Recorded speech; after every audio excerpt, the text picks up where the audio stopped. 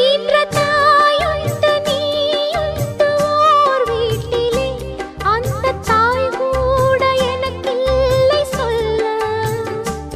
அந்த தாய் போல நானோடு உன் வாழ்விலே, இங்கு யாரும் அனாதைகள் அல்ல. ஓர் ஓடத்தில் சேர்ந்து நாம் போகிறோம், சேரும் கரையொன்று ஓர் நாளில் நாம் காணலாம்.